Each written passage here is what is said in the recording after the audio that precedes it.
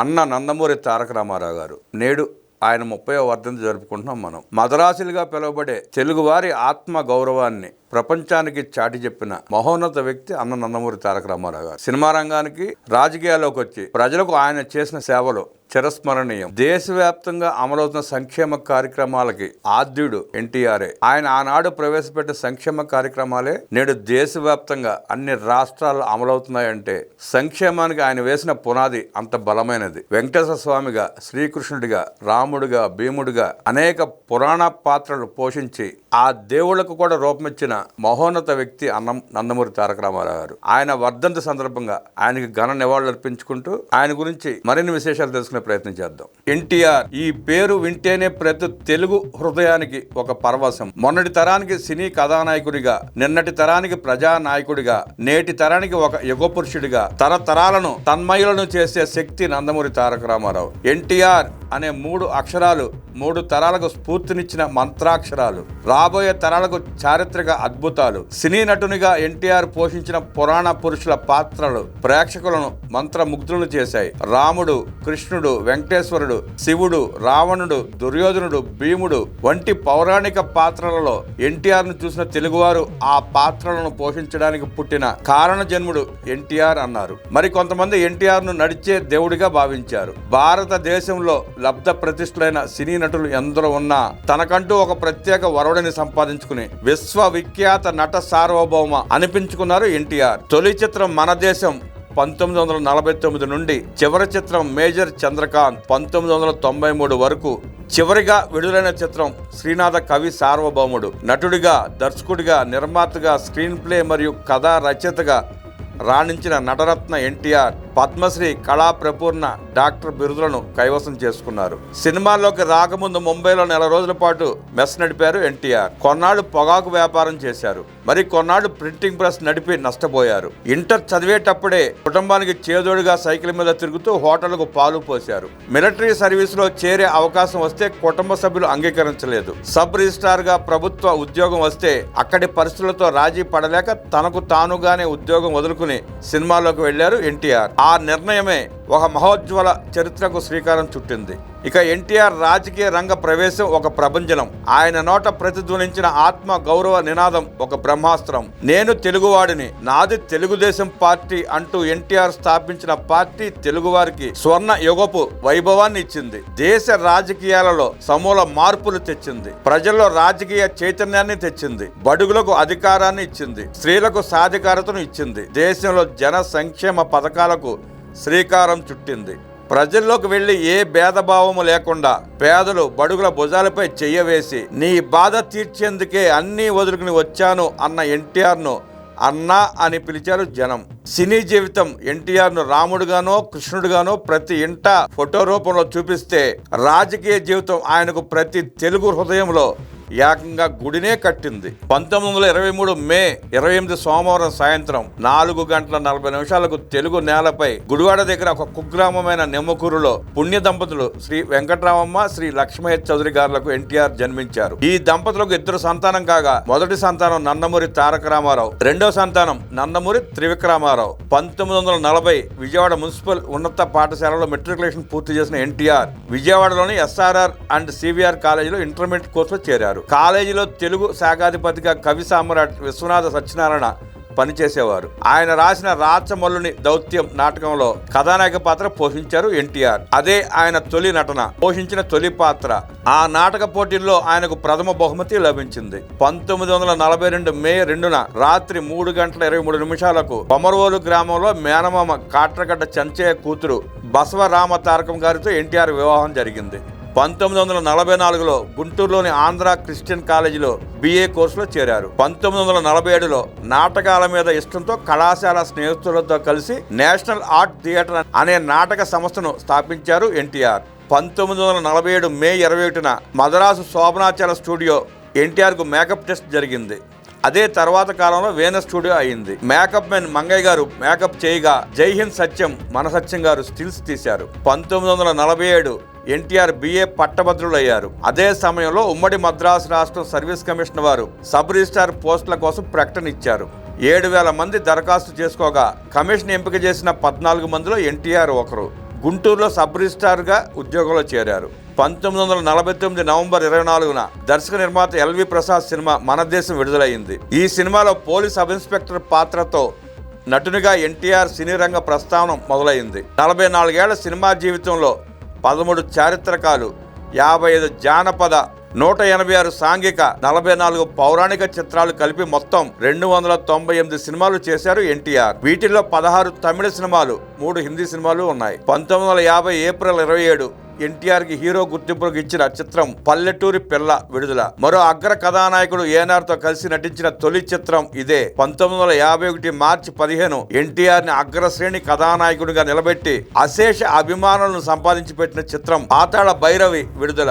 ద్విశత దినోత్సవం జరుపుకున్న తొలి తెలుగు చిత్రం ఇదే. 1951 డిసెంబర్ 20న ఆనాటి అద్భుత దృశ్య కావ్యం మల్లేశ్వరి విడుదలై వ్యాపార పరంగా విజయం సాధించడంతో పాటు ప్రశంసలు, అవార్డులు అందుకుంది. పలు దేశాల్లో చలనచిత్రోత్సవాల్లో ప్రదర్శించబడింది. 1952 రాయలసీమలో కరువు సంభవిస్తే తోటి నటీనటులతో నెల రోజుల పాటు పలు చోట్ల ప్రదర్శనలిచ్చి వీధుల్లో జోలుపట్టి ₹150,000 సేకరించి రామకృష్ణ మిషన్ ద్వారా సహాయ కార్యక్రమాలకు అందజేశారు. 1953 జూలై 17 ఎన్టీఆర్ నిర్మాతగా మారి సొంత నిర్మాణ సంస్థ నేషనల్ ఆర్ట్ థియేటర్ ద్వారా నిర్మించిన పిచ్చి పుల్లయ్య విడుదలయ్యింది.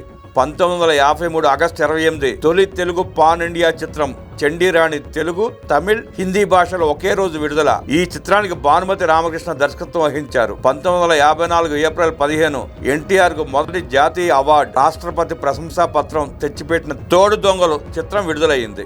ఈ చిత్రానికి నిర్మాత ఎన్టీఆర్ఏ. 1954 అక్టోబర్ 6 ఎన్టీఆర్ మొదటిసారిగా శ్రీకృష్ణ పాత్రలో కనిపించిన ఇద్దరు పెళ్లాలు సినిమా విడుదల. 1956 డిసెంబర్ 20 ఎన్టీఆర్ తొలిసారిగా రాముని వేషధారణలో కనిపించిన సాంఘిక చిత్రం చరణదాసి విడుదల. 1958లో విడుదలైన సంపూర్ణ రామాయణం చిత్రంలో ఎన్టీఆర్ రాముడిగా నటించారు. రాముడిగా ఎన్టీఆర్ నటించిన తొలి పూర్తి నిడివి చిత్రం ఇదే. 1957 మార్చి 27 ఎన్టీఆర్ శ్రీకృష్ణుడిగా ఆబాల గోపాలాన్ని సంమోహనపరిచిన అద్భుత చిత్రం మాయాబజార్ విడుదల. ఎన్టీఆర్ ను కథానాయకుడి స్థాయి నుంచి వెండితెర వేలుపుగా మార్చిన చిత్రం ఇది.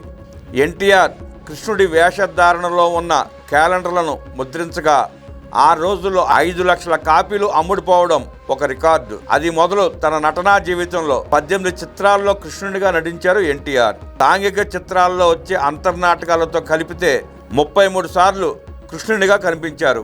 1957 ఆగస్టు 15 మద్రాసు కొడంబాకుల స్వగృహ ప్రవేశం. 1960 జనవరి 9 ఎన్టీఆర్ తొలిసారిగా శ్రీనివాసుని పాత్రలో నటించిన శ్రీ వెంకటేశ్వర మహత్యం చిత్రం విడుదల.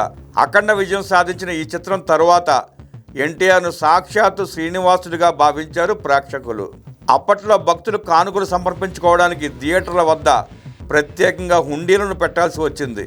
తిరుపతికి వెళ్లిన భక్తులు అట్నుంచి అట్టే మద్రాసులో ఎన్టీఆర్ ఇంటికి వెళ్లి ఆయన దర్శనం కోరడం ఆనవాయితీగా మారింది. 1961 జనవరి 6 ఎన్టీఆర్ తొలిసారి దర్శకత్వం వహించిన చిత్రం సీతారామ కళ్యాణం విడుదల. ఎన్టీఆర్ నటనకు ముగ్ధులైన కంచి పీఠాధిపతి చంద్రశేఖర స్వామి వారు ఆయనను సహపంక్తి భోజనానికి ఆహ్వానించారు. 1962 మే 10 ఎన్టీఆర్ తొలిసారిగా శివుని వేషం కట్టిన దక్ష యజ్ఞం విడుదల.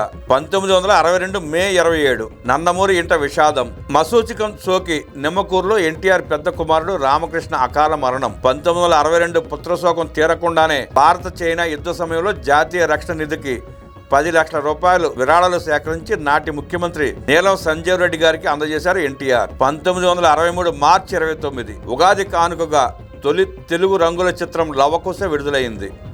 నందమూరి తారక రాముని అవతార పురుషునిగా వెండితెర వేలుపుగా ప్రతి తెలుగు హృదయంలో నిలిపిన చిత్రం ఇది. అంతేకాదు రాబట్టిన వసూళ్లను పత్రికల్లో ప్రకటించిన తొలి తెలుగు చిత్రం కూడా ఇదే. 1963 అక్టోబర్ 11 ఎన్టీఆర్ వైవిధ్య నటనకు నిదర్శనంగా నర్తనశాల చిత్రం విడుదల. ఈ చిత్రంలో బృహణుల పాత్ర కోసం 40 ఏళ్ల వయసులో వెంపటి చినసత్యం గారి దగ్గర 3 నెలల పాటు శాస్త్రీయ నృత్యం నేర్చుకున్నారు ఎన్టీఆర్. 1964 మే 21 ఎన్టీఆర్ ద్విపాత్రాభినయం చేసిన రాముడు భీముడు విడుదల. 1964 హైదరాబాద్ నిజాం కళాశాల ఆవరణలో నాటి ప్రధానమంత్రి లాల్ బహదూర్ శాస్త్రి గారి చేతుల మీదుగా ఎన్టీఆర్కు నటరత్న బిరుదు ప్రదానం. 1964 జూన్ 24 విజయవాడ కృష్ణలంక అగ్ని ప్రమాద బాధితుల సహాయార్థం ఎన్టీఆర్ దాతృత్వ సంస్థ ద్వారా రూపాయల విరాళం సేకరించి నాటి ముఖ్యమంత్రి కాసు బ్రహ్మానందరెడ్డి గారికి అందజేశారు ఎన్టీఆర్.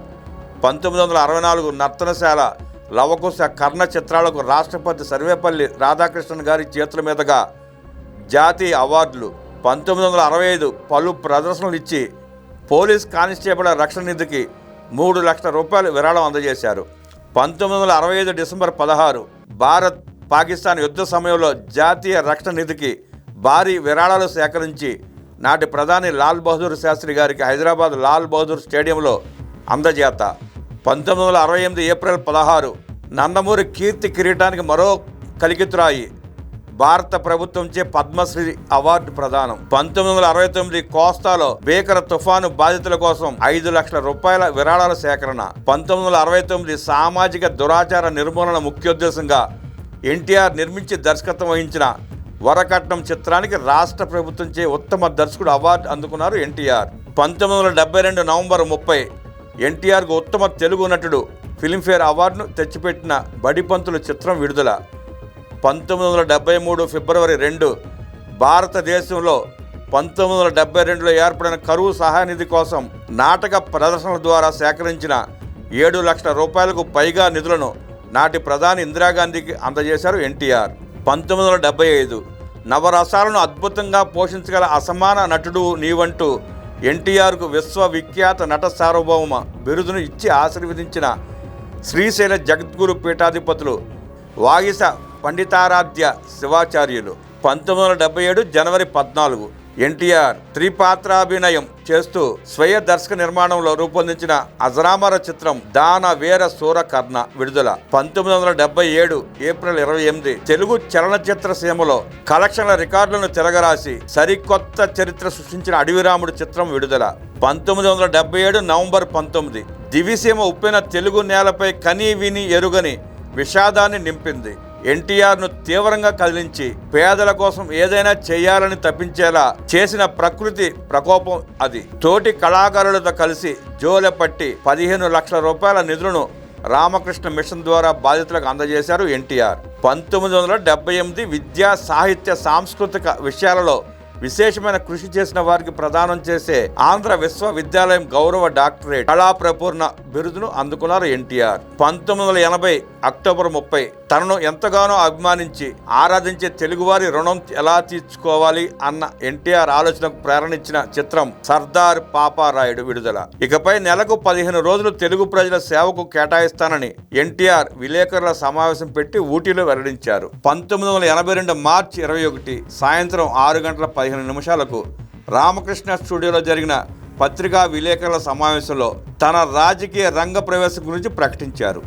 ఎన్టీఆర్ 1982 మార్చి 29 మధ్యాహ్నం 2:30 హైదరాబాద్లోని న్యూ ఎమ్మెల్యే క్వార్టర్స్లో తెలుగుదేశం పార్టీని ప్రకటించారు ఎన్టీఆర్. 1982 ఏప్రిల్ 10, 11 తేదీలు హైదరాబాద్ నిజాం కాలేజ్ గ్రౌండ్లో తెలుగుదేశం పార్టీ మొదటి బహిరంగ సభలో. 1982 మే 27, 28 తేదీలు తిరుపతిలోని త్యాగరాయ మండపంలో యావత్ భారతావని దృష్టిని ఆకర్షించిన మహానాడు తరహా సభలు. 1982 జూన్ 14 తెలుగుదేశం పార్టీ వ్యవస్థాపకుడిగా ప్రజలను చైతన్యపరచడానికి ఎన్టీఆర్ మొదటి ప్రచార యాత్ర ప్రారంభమైంది. పాత చెవర్లెట్ వ్యాన్ను రిపేర్ చేయించి దానిని ఒక కదిలే వేదికగా తయారు చేయించి చైతన్య రథం అని నామకరణం చేశారు ఎన్టీఆర్. ఎన్టీఆర్ చైతన్య రథానికి నందమూరి హరికృష్ణ సారథి. ఎన్టీఆర్ ఒక శ్రామికుడిలా కాకి దుస్తులు ధరించి నిరంతరం ప్రయాణిస్తూ తన ఉపన్యాసాలతో ప్రజల హృదయాలను దోచుకుంటే ఆ వాహనాన్ని కొడుకు హరికృష్ణ నడుపుతూ తండ్రి ఆశయాలకు చేదోడుగా నిలిచారు. రాత్రి లేదు, పగలు లేదు. నటుడిగా తాను సంపాదించిన ఐశ్వర్యం, కీర్తి, వైభవం అన్నిటినీ మరిచి సామాన్యుడి కోసం నడి రోడ్డుపై నిలిచాడు రామన్న. ఆ రోడ్డే ఆయనకు ఇల్లయింది, తల్లి అయింది, చెట్టు నీడే పడక గది అయింది. తెలుగుదేశం పిలుస్తోంది రా, కదలి రా అన్న ఎన్టీఆర్ పిలుపు ప్రతి తెలుగు హృదయాన్ని తట్టి లేపింది. 1982 అక్టోబర్ 3 ఎన్టీఆర్ రెండవ ప్రచార యాత్ర ప్రారంభం. నవంబర్ 26, 1982 వరకు 55 రోజుల పాటు సాగిన ఈ 25,000 కిలోమీటర్ల ప్రచార యాత్ర నవ్వుతో నా భవిష్యత్తు, చెయ్యెత్తి చేకొట్టు తెలుగోడా అంటూ చైతన్య రథం కదిలి వస్తుంటే జనం పులకరించి పూనకమెత్తారు, సాగర తరంగాలై పోటెత్తారు. 1982 డిసెంబర్ 16 ఎన్టీఆర్ మూడవ ప్రచార యాత్ర ఈ ప్రచారంలో 72 గంటల పాటు నిద్రాహారాలు మాని నిర్విరామంగా ప్రచారం సాగించి చరిత్ర సృష్టించారు ఎన్టీఆర్. 1982 డిసెంబర్ 21 రాత్రి ప్రపంచంలో ఇంతవరకు ఎవరు ఇంత తక్కువ సమయంలో ఇన్ని చోట్ల ఇన్ని లక్షల మంది ప్రజల్ని ఉద్దేశించి ప్రసంగించలేదు అంటూ ఎన్టీఆర్ గురించి BBC తన వార్తా ప్రసారంలో గొప్పగా చెప్పింది. తెలుగు జాతి గురించి ప్రపంచానికి గొప్పగా వినిపించిన రోజు అది. 1983 జనవరి 5 ఆంధ్రప్రదేశ్ శాసనసభ ఎన్నికల్లో తెలుగుదేశం పార్టీ చారిత్రాత్మక విజయం. 1983 జనవరి 9 ప్రజాస్వామ్య చరిత్రలోనే ప్రప్రథమంగా తనను ఎన్నుకున్న ప్రజల మధ్య ప్రజానేత ఎన్టీఆర్ ఆంధ్రప్రదేశ్ 10వ ముఖ్యమంత్రిగా బహిరంగ ప్రమాణ స్వీకారం. 1983 ఏప్రిల్ 14 ఉగాది నాడు తిరుపతి వెంకటేశ్వరుని సన్నిధిలో కాషాయ వస్త్రధారణతో రాజయోగిగా మారిన ఎన్టీఆర్ 1983 ఏప్రిల్ 14 తిరుపతిలో పద్మావతి మహిళా విశ్వవిద్యాలయం స్థాపన. 1983 ఏప్రిల్ 27 ప్రతిష్టాత్మక తెలుగు గంగ ప్రాజెక్టుకు శంకుస్థాపన. 1983 మే 27, 28, 29 విజయవాడలో తొలి మహానాడు. దేశంలోని జాతీయ ప్రాంతీయ నేతలంతా హాజరు. 1983 జూలై 6 దేశంలోనే మొదటిసారిగా కిలో ₹2 బియ్యం పథకం ప్రారంభం.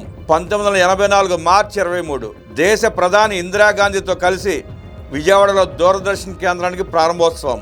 1984 జూలై 18 అమెరికాలో ఎన్టీఆర్కు బైపాస్ సర్జరీ. 1984 16 ఎన్టీఆర్ను తప్పించి నాదెండ్ల భాస్కర్ను ముఖ్యమంత్రిగా చేసిన ఆంధ్రప్రదేశ్ గవర్నర్ రామ్లాల్.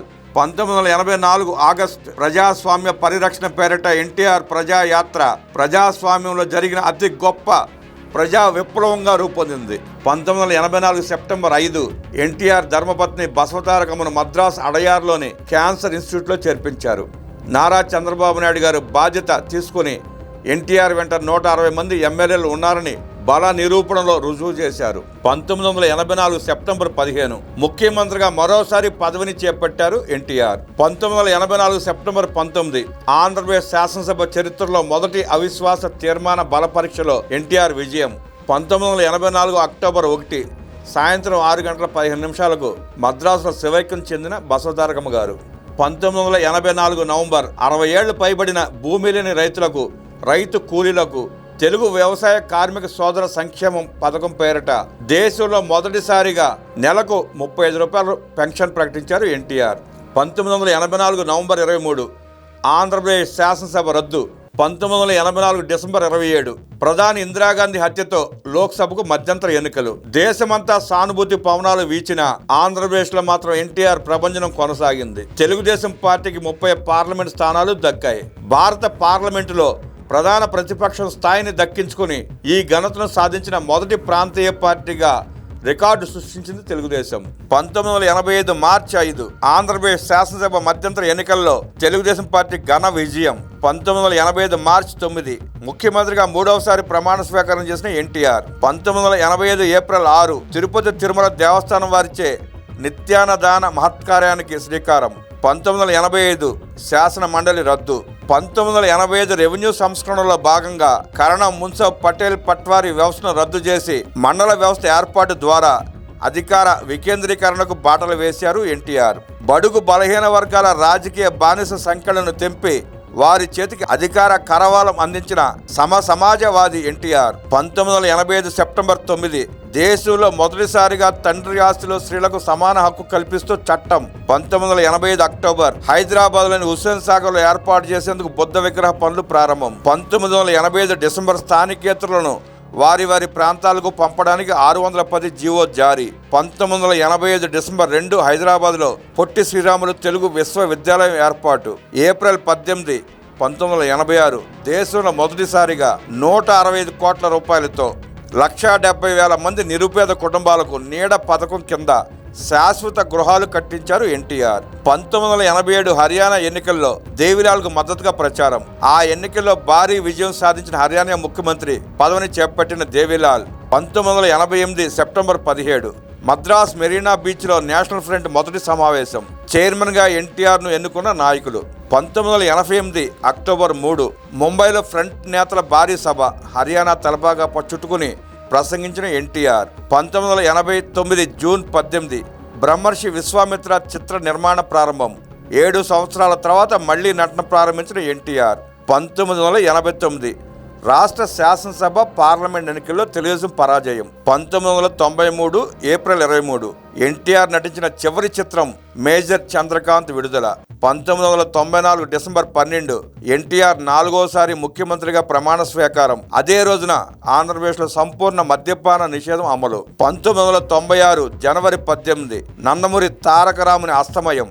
తెలుగు జాతి ఉన్నంత వరకు ఎన్టీఆర్ ఉంటారు. ఎన్టీఆర్ తెలుగు సినిమా రంగంలోకి అడుగు పెట్టడం అన్నది వెండితెర చేసుకున్న మహద్భాగ్యం. అక్కడితో ఆగిపోకుండా రాజకీయాల్లోకి వచ్చి తెలుగు నేలకు, తెలుగు జాతికి ప్రపంచ స్థాయి గుర్తింపు తేవడమే కాకుండా తెలుగు ప్రజలకు సేవ చేసే రాజకీయాలను పరిచయం చేశారు ఎన్టీఆర్.